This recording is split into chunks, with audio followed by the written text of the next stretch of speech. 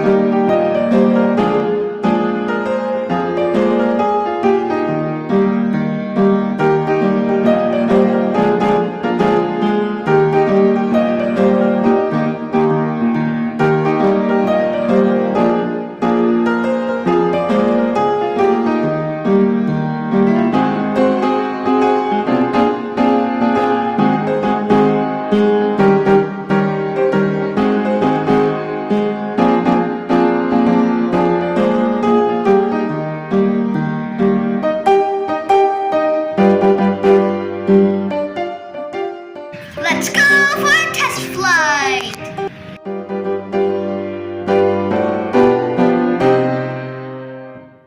I made 3 types of planes with 4 colors. Let's watch which one is perfect and which one has the biggest world record and which one can go far away. Let's start with the white one.